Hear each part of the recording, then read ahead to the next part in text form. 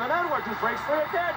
To his right. He's going to go again. 2 carries and 2 touchdowns for Donovan Edwards. A handoff to Corey. He breaks a tackle with a 10 and goes into the end zone for a touchdown.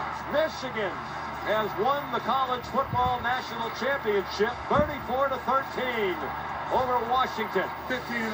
Took on all comers. The last one standing. This is Game Night with Q Myers on ESPN Radio. It's always said defense wins championships. You were wondering what that was going to look like tonight in the national championship game. Was it going to be true? Was Michigan be able to slow down Washington, or were the Huskies going to continue to have that high-octane offense we've seen all season long? Well, Michigan wins 34-13. Highlights courtesy of ESPN Radio. It's Game Night on ESPN Radio, the ESPN app, SiriusXM, Channel 80. We're presented by Progressive Insurance with Emmett Golden. I'm Q Myers. And Emmett, man, just a hell of a performance tonight from Michigan, who got out early in the game and really kind of punched Washington in the mouth, and Washington basically had to play keep up or catch up the rest of the evening. Yeah, I thought, you say defense wins championships. I think there's something real in that, but I also think being physical can win a championship as well, especially in the game of football. The rules have changed, and I know we like the long bombs and the screen passes that go 60 yards, but when you can punish a team, physically, just play after play after play, it wears you down. And Washington is a finesse team. They're a big play. They're, like Trevor Mattis said, they're a cobra. Quick strike, but nah, man, there was just so much physicality in Michigan's game that Washington just ultimately couldn't handle it. No, they couldn't. Again, Michigan wins 34-13. So how did we get to 34-13? Let's go ahead and deep dive into how we arrived at that score. And it started early with Michigan. It started really early with Michigan. Donovan Edwards, you mentioned the big play, the quick strike. Well, Donovan Edwards, Michigan running back, he had a quick strike early. Snap to McCarthy, handoff to Edwards, bounces off a pile and breaks free. Outside of the 30, the 25, the 20, down the sideline, and he scores. 41 yards, Donovan Edwards. That's courtesy of ESPN Radio Q. I had just sat down and turned the game on, and I saw the handoff, and I was like, whoa, that was quick. Right. Well, I hope you can remain sitting down, because it happened again. It almost seemed like the same play, but it wasn't. No, it was Donovan Edwards ×2.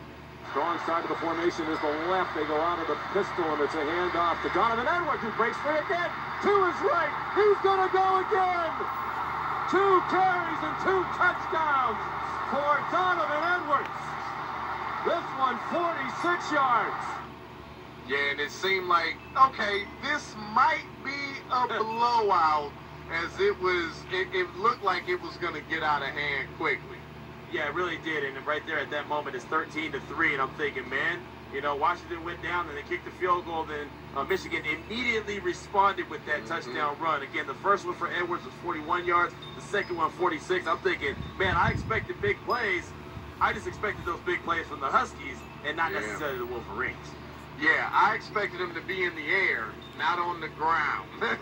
Yes, there's no doubt. There's no doubt. It's Game Night on ESPN Radio. So Washington had to make a game of it, right? After a big 4th down stop that they had, Michigan went for it on 4th down. It was 4th and 3, just around midfield, and Washington comes up with a big stop. They get the ball, and they travel, the rest of the length of the field, and Michael Penix, he gets them back on the board and gets them in the end zone. Feels like they need to score here. In the final minute of the half, down 17-3. Penix out of the gun. Johnson on his left hip. 3 receivers, 2 wide to the left. Penix takes the snap. Pump fakes. Throws. Touchdown.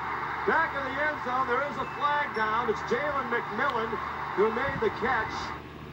Yeah, and all these highlights courtesy of ESPN Radio. That's when I said, okay, now it's a ball game. Now game is on. It's no longer a blowout. I felt like Washington really had an opportunity to win this game at that point. Well, right. I thought that they were going to go into the locker room, as they did. They were going to be down 17-10. They were going to come out, get the ball back, and now they've got momentum on their side, right? They've got a little bit of juice because they've seen a little bit of success. And really, when they went on that touchdown drive, they had gone a little up-tempo, right? Yeah. It wasn't big plays, but they were quick. And I thought that was really a good way to go, and I thought they found something. So coming out of the locker room, I thought, okay, they're going to get the ball, and they're going to do some good things with it, get back into the end zone, and then we're going to have a tie ball game. Then, hey, you know, it's all up in the air what's going to happen. We may have a classic finish in the national championship game. Well, Michigan's Will Johnson, he had a different idea on Washington's first possession in the third quarter. Tybo Rogers is the running back out of the gun. Penix. Rogers shuffles to his left. Off the left hash mark, a pump fake and another, and then Penix hit as he throws, and it is intercepted, I believe. Yes, they're going to call it an interception on the near sideline by Will Johnson. An amazing play by Will Johnson, because the ball he had to pick, it got knocked out of his hand, and as he fell to the ground, he was able to get his hands up under it to stop the ball from hitting the ground. And that's when you go, oh my God, you blew a perfect opportunity. You didn't even have to get 7, just get 3. But I'll give it to Washington's defense, because they stood up and only yielded a field goal after that turnover. Yeah, they did, and it's still, I mean, it's one of those that it was, you know, a throw that I looked at and I said, Penix probably put it in harm's way, didn't need to throw it like he did, but he had been completing that pass all year, right? Yep. Even those passes that look like they shouldn't be completed, they were. So I don't blame him for throwing it. It was just a really good play by Will Johnson to make it happen. But you mentioned it, Michigan punched it, or not punched it in, but was able to tack on a field goal. So, well, you know, Washington's still in the game, right? Well, this was the big play. This is a big play that, at the end of the day, really never happened. How about Penix to Dunze? Penix pump fakes, lobs it up. There's Dunze, and an over-the-shoulder catch goes out of bounds at the 35-yard line of Michigan. The officials conferring. There's a flag. Offense, number 73. Wow. Left arm's up a little bit. I don't love the call. I don't see it, nothing there. They haven't called holding all night. Wow. Rough call, especially at this juncture.